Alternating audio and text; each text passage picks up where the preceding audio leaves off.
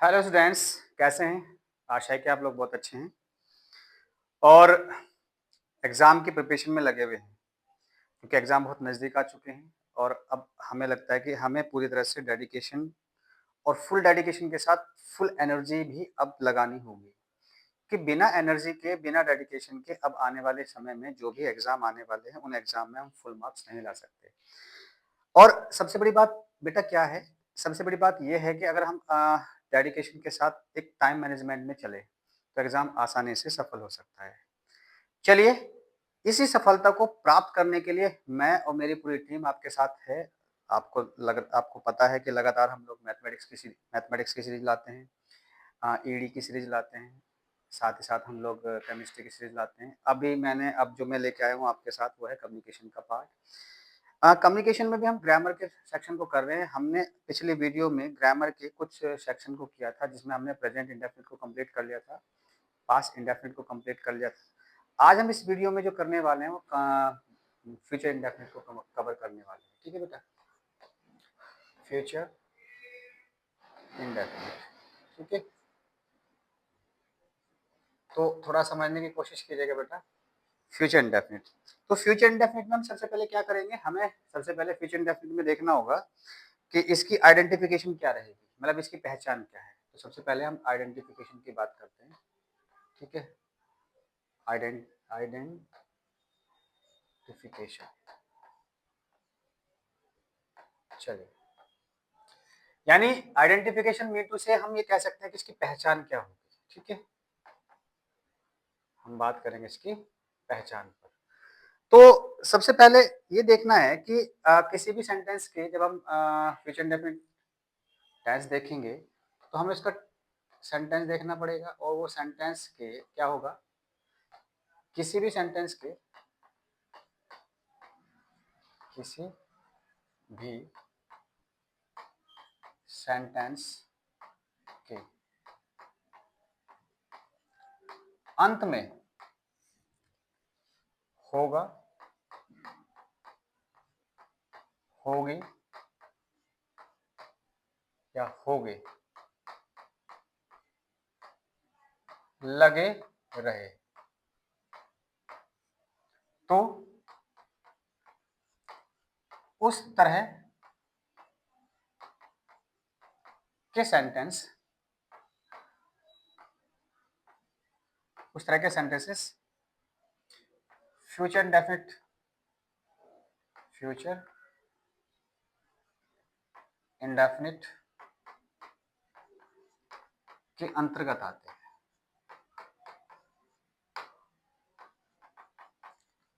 ठीक है बेटा, यानी हमें क्या देखना है, हमें ये देखना है कि फ्यूचर इंडेफिनिट टेंस में क्या होता है। सबसे पहले हमें देखना है कि वे जो टेंस होंगे उसके सेंटेंस में ये चीजें आई हुई होंगी लास्ट में।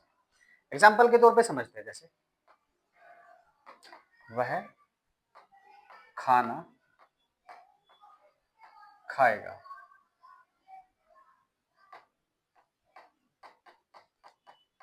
यानी कि गा आ गया।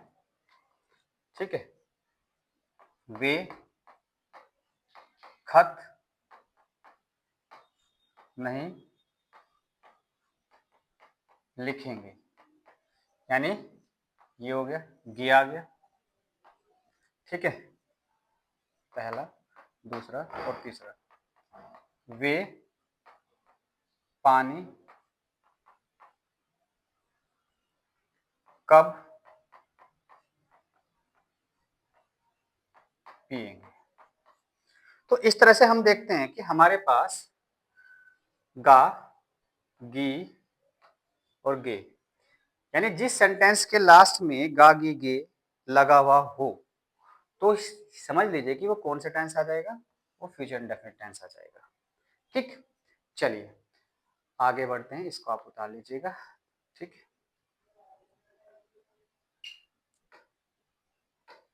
आगे बढ़ते हैं। यहां पर आगे बढ़ेंगे तो हमें देखना होगा कि इसकी कैसे इसको बनाएंगे, यानी structure, STRUCTU, structure of present indefinite tense. यानी अब आपको प्रेजेंट इंडेफिनिट टेंस का स्ट्रक्चर बनाना है, ठीक है। तो मैंने आपसे क्या कहा था लास्ट वीडियो में, हमने देखा है, अगर आपने वो वीडियो नहीं देखी है तो लास्ट वीडियो आप देख लीजिए कि लास्ट वीडियो में हमने सारे टेंसेस के पार्ट पढ़ लिए हैं। सारे टेंसेस के पार्ट के बाद हमने स्ट्रक्चर पढ़ लिए, कौन कौन से सेंटेंस आएंगे। तो हम इसमें वो उसी वीडियो को आप देखेंगे तो आपको पता चल जाएगा, लेकिन यहाँ पर मैं फिर से थोड़ा सा बता रहा हूँ कि सबसे पहले हम पढ़ेंगे इसमें अफर्मेटिव। यानी अफर्मेटिव की बात करें तो इसमें पॉजिटिव सेंटेंस की बात कर रहे हैं, अफर्मेटिव सेंटेंस। यानी अफर्मेटिव सेंटेंस की बात करेंगे, पॉजिटिव सेंटेंस की बात करेंगे, तो यहां से सबसे पहले तो क्या होगा, सब्जेक्ट आएगा, विल या शैल प्लस वर्ब की फर्स्ट फॉर्म, फिर ऑब्जेक्ट और फिर आ जाएगा कॉम्प्लीमेंट। ठीक। अब यहां दो चीज नई निकल के आई है आपके सामने, पहली आई है विल और फिर दूसरी है शैल। देखो बेटा, आई और वी, इसके साथ आप शैल यूज करें, और जो भी बचे आपके पास सब्जेक्ट होंगे जैसे ही, शी, इट और दे है, ये है, इनके साथ आप विल यूज करेंगे। ठीक है बेटा। तो ये दो चीजें हमारे समझ में आई और वी के साथ शैल यूज करेंगे, शेष के साथ विल यूज करेंगे। ठीक बेटा। वैसे तो मॉडर्न इंग्लिश में, जो कि आज आधुनिक मॉडर्न मॉडर्न इंग्लिश में क्या हो रहा है, जितने भी सब्जेक्ट है, ऑल सब्जेक्ट्स जो आपके पास है, ठीक है, सभी सब्जेक्ट के साथ हम क्या यूज कर रहे हैं, हम विल यूज कर रहे हैं, चाहे वो आई हो चाहे हो वी। क्योंकि जनरली कम्युनिकेशन स्किल में आजकल ये बहुत ज्यादा यूज होने लगा है, तो इसमें कोई डरने की बात नहीं है, गलत नहीं होगा। कम्युनिकेशन स्किल के साथ साथ रिटन स्किल में भी ये काम आएगा। ठीक है बेटा। चलिए इसको आप उतारिएगा जरा इतना।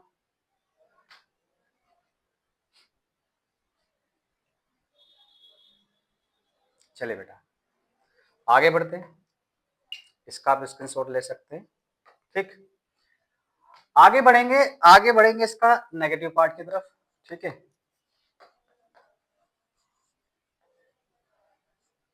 नेगेटिव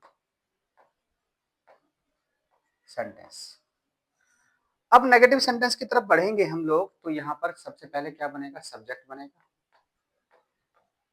प्लस विल या शैल प्लस नोट। ठीक है, नोट, वर्ब की फर्स्ट फॉर्म, ऑब्जेक्ट और कॉम्प्लीमेंट। ठीक है। यानी अब क्या हो जाएगा, यहां नोट आएगा। ठीक। विल और शैल दोनों के साथ, मतलब वर्ब की फर्स्ट फॉर्म आपकी हर एक सब्जेक्ट के साथ आनी है, चाहे सब्जेक्ट सिंगुलर हो चाहे सब्जेक्ट प्लूरल हो, इससे कोई मैटर नहीं करेगा। आपको क्या करना है बेटा, अगर आपके पास सब्जेक्ट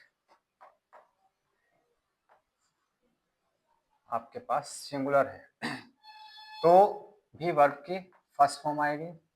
अगर आपके पास सब्जेक्ट प्लूरल है तो भी वर्ब की फर्स्ट फॉर्म ही आएगी, कोई एक्स्ट्रा चीज आपको नहीं जोड़नी है। ठीक है बेटा, यहां से ये चीजें आ जाएगी। क्लियर। इसके बाद बात करते हैं इंटरोगेटिव सेक्शन की तरफ।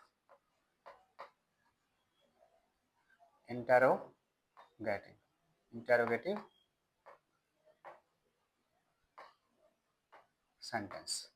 अब इंटरोगेटिव सेंटेंस की बात करेंगे तो सबसे पहले यहां पर फर्स्ट टाइप की बात करते हैं। First type interrogative. तो फर्स्ट टाइप इंटरोगेटिव क्या होगा, सबसे पहले विल या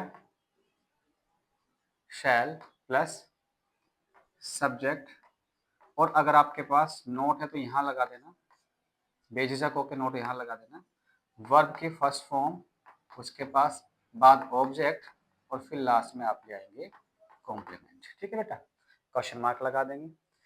विल आपको पता ही चल गया किसके साथ यूज होगा, और शैल आपको पता ही चल गया किसके साथ यूज होगा, इसमें कोई एडिशनल चीजें तो जोड़नी नहीं आपके पास। नेक्स्ट है सेकंड टाइप इंटरोगेटिव। ठीक, सेकंड टाइप इंटरोगेटिव।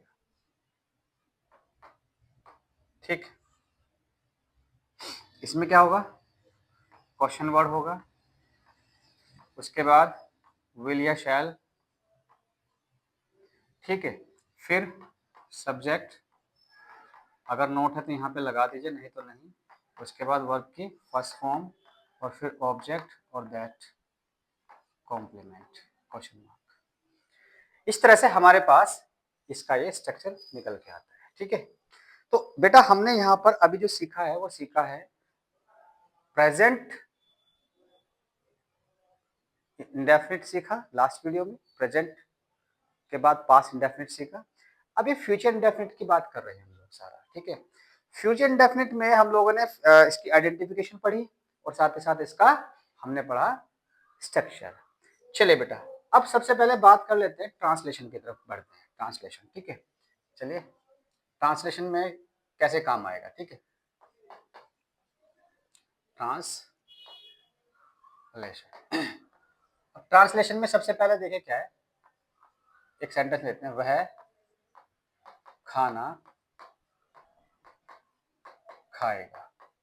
अगर आपसे कोई पूछता है कि इसकी पहचान क्या होगी, तो पहचान आपके पास देखा अपने लास्ट में गा है, तो आपको पता चल गया ये कौन सा टेंस हो गया, फ्यूचर इंडेफिनिट का सिंपल पॉजिटिव सेंटेंस होगा।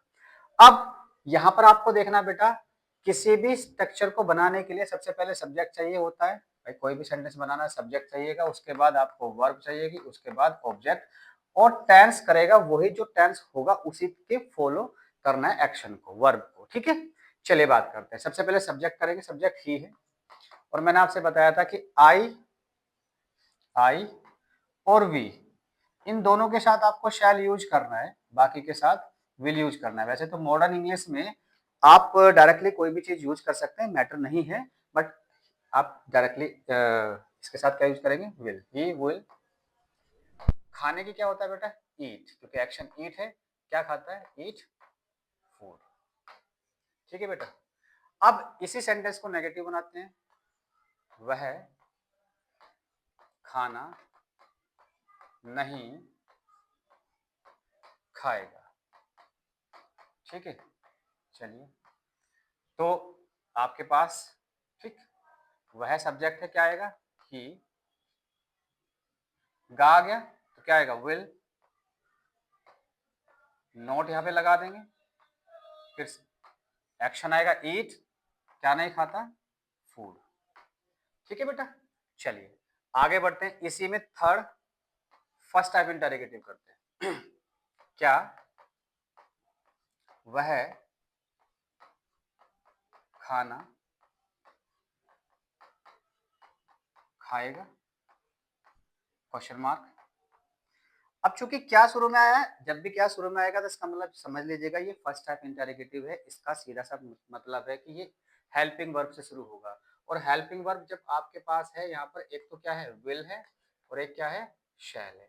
और विल और शैल आपको पता ही चल गया कि किस किस के अकॉर्डिंग आपको यूज करना है। तो पहले आप देख लीजिए इसमें बेटा, इसमें सब्जेक्ट क्या है, ही है, तो इसके अकॉर्डिंग आप विल या शैल यूज करेंगे। तो आप चूंकि फ्यूचर इंडेफिनिट का है तो वह है, तो यहाँ क्या यूज करेंगे, विल, फिर आ जाएगा सब्जेक्ट, विल ही क्या खाता है, ईट फूड। तो यहाँ पर आसानी से आप कर सकते हैं, will he eat food. Clear है बेटा, चलिए आगे बढ़ते हैं। इसमें सेकंड टाइप इंटरोगेटिव की बात कर लेते हैं। ठीक है, फोर्थ, क्या सेकंड टाइप इंटरोगेटिव क्या होगा, वह खाना कब खाएगा, क्वेश्चन मार्क। ठीक है बेटा, तो अब थोड़ा समझने की कोशिश कीजिए, यहां पर आया कब।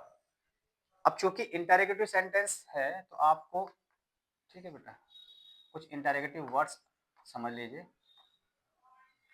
Interrogative words. क्या क्या है इंटरोगेटिव वर्ड्स? जैसे व्हाट यानी कि WH, when, where, which, why, whom, whose। ठीक है, इस तरह से आपके WH टाइप के इंटरोगेटिव हो जाएंगे। ये इंटरोगेटिव वर्ड्स कहलाते हैं। तो इसमें जब हम बात करते हैं व्हाट, व्हाट मीन्स क्या होता है? क्या, व्हेन कब, वेयर कहाँ, विच कौन सी, वाई क्यों, होम किसकी, हुज किसका। इस तरह से आपके पास ये बन जाएगा। ठीक है बेटा, तो यहां पर हम बात कर रहे हैं कब, तो बात करें कब की तो आ जाएगा व्हेन। अब चूंकि फ्यूचर है तो क्या बनेगा? विल। विल क्यों यूज कर रहे हैं? क्योंकि सब्जेक्ट ही है। क्या आ जाएगा बेटा? When will he eat food, question mark. ठीक है बेटा, इस तरह से हम लोगों के पास ट्रांसलेशन का पार्ट ये बन जाता है। तो आप इस तरह से कर सकते हैं। ठीक है बेटा, इसको उतारिएगा, स्क्रीनशॉट ले लीजिए।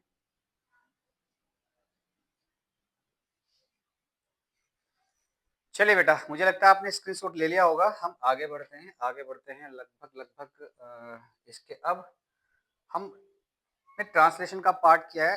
ट्रांसलेशन आप कर सकते हैं। ठीक है, ट्रांसलेशन के साथ साथ आप चीज़ों को वेरीफाई कर सकते हैं, बना सकते हैं। ठीक है, अब देखिए कैसे बनेगा, थोड़ा समझने की कोशिश कीजिएगा। हम लोग डिस्कस करेंगे आगे बोर्ड में आए हुए क्वेश्चंस पर। ठीक है, बोर्ड टारगेटेड क्वेश्चंस पर। ठीक है, तो बोर्ड टारगेटेड क्वेश्चंस की हम जब बात करेंगे तो वो किस तरह से होते हैं बेटा, थोड़ा समझने की कोशिश कीजिएगा। जैसे मान लीजिए मैंने लिखा है I dash eat mangoes tomorrow. तो यहाँ पर विल या शैल आ जाएगा। ठीक है, एक। दूसरा you dash note read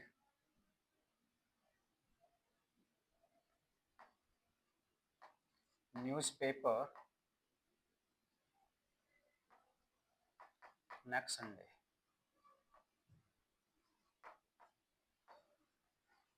will या शैल। ये दो क्वेश्चन को आप एक बार जरा देखिएगा, एक मिनट। चलिए बेटा, क्वेश्चन नंबर 3 पढ़ते हैं। Dash they eat mangoes next birthday, question mark. चौथा इसमें ऑप्शन आ जाएगा विल या shall. Question number 4 dash we come at your home next Monday,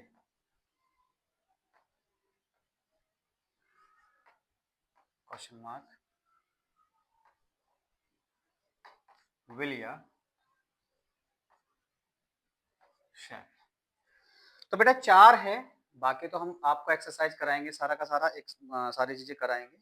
ठीक है, पहले हम 4 पर डिस्कस करते हैं। देखो बेटा, यहाँ से इसने कहा, देखो ध्यान से रखना, जैसे टुमारो आ गया, ध्यान रखना ये फ्यूचर इंडेफिनिट का है, तो इसमें विल और शैल आएगा। वैसे भी आपको पता है कि विल शैल जहाँ लगता है वहाँ फ्यूचर इंडेफिनिट आ जाएगा। तो अब आपको इनमें से कौन सा भरना है सब्जेक्ट के अकॉर्डिंग। देखिए यहाँ पे क्या है, आई।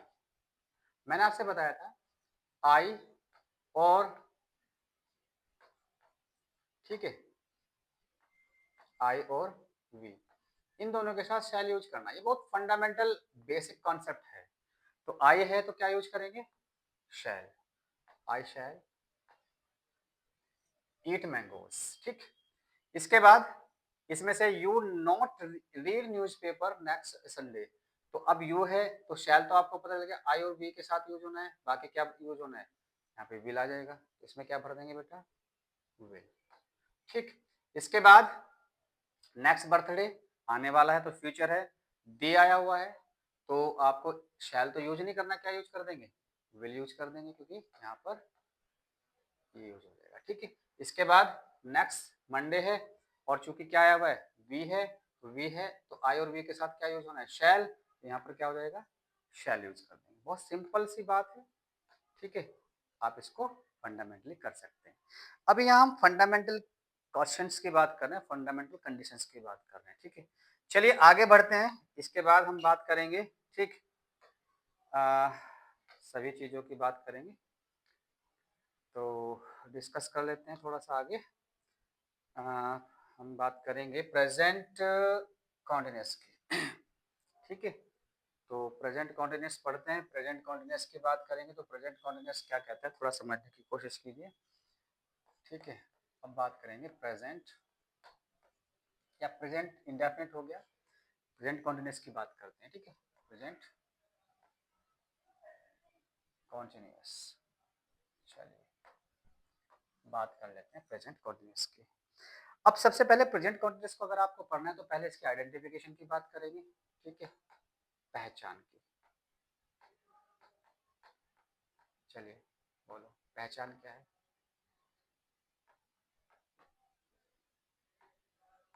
इस प्रकार के वाक्यों के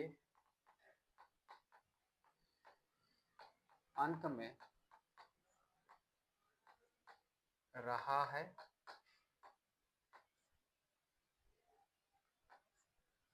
ठीक है, रही है, रहे हैं।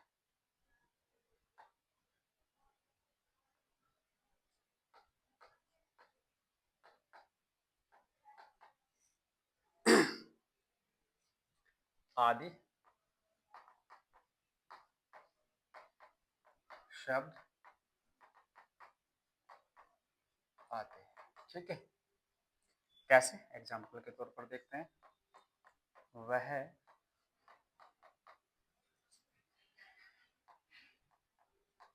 खत लिख रहा है, पहला। दूसरा, वे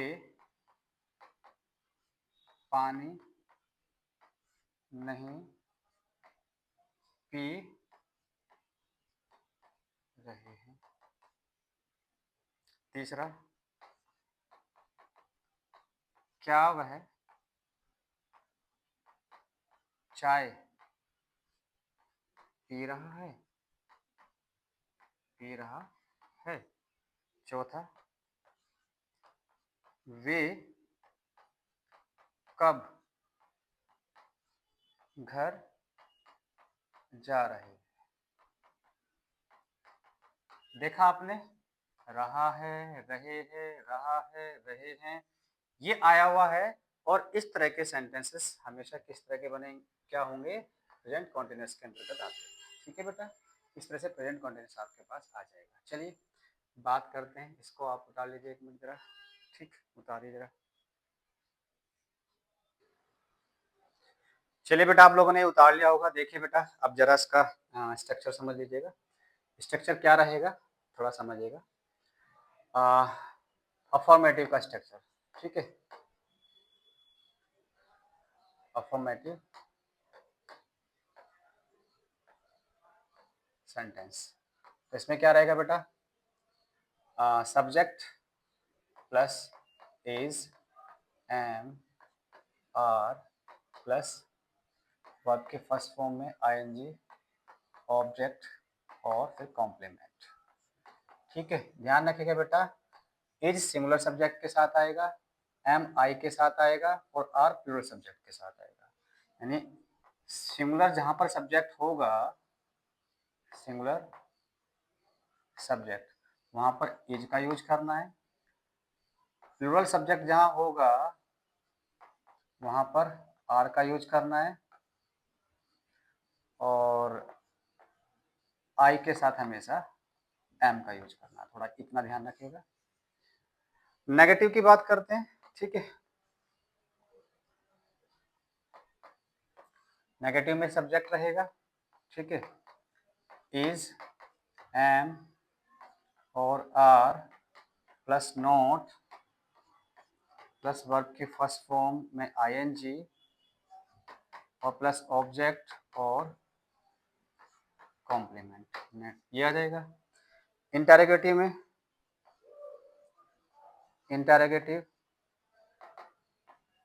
फर्स्ट टाइप, इसमें क्या रहेगा बेटा, इज, एम और आर प्लस सब्जेक्ट प्लस अगर नोट है तो यहाँ यूज करें, प्लस वर्ब के फर्स्ट फॉर्म में आईएनजी प्लस ऑब्जेक्ट और फिर कॉम्प्लीमेंट। ठीक है बेटा, यहाँ पर क्वेश्चन मार्क आ जाएगा। यहाँ पर सेकंड टाइप इंटरोगेटिव की बात करते हैं बेटा, question word plus is, am, are, subject, not है तो यहाँ पे यूज कर दे, वर्ब के फर्स्ट फॉर्म में आईएनजी, ऑब्जेक्ट और कॉम्प्लीमेंट। ठीक है, तो इस तरह से आपके पास ये आ जाएगा। ठीक, चलिए यहाँ से आगे बढ़ते हैं। चलिए बात करते हैं इसके ट्रांसलेशन पार्ट पर। ट्रांसलेशन पार्ट में करेंगे जैसे वह खत लिख रहा है, तो वह की इंग्लिश क्या बनेगी बेटा, ही। सिंगुलर है तो इज, राइट लिखने का होता है तो इसमें आ जाएगा राइटिंग अ लेटर, एक खत लिख रहा है। ठीक है, नेगेटिव में लिखेंगे वह खत नहीं लिख रहा है, क्या आएगा, he is not writing a letter. इसके बाद वह क्या वह खत लिख रहा है, क्या होगा, is he writing a letter, question mark, वह खत क्यों लिख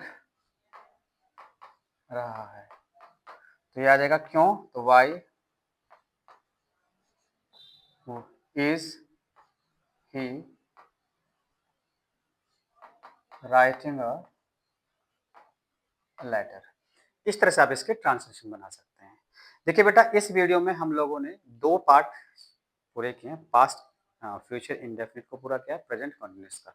अगले वीडियो में हम लोग इसके आगे के पार्ट को पढ़ेंगे। तब तक बने रहिए हमारे चैनल के साथ। Thank you very much.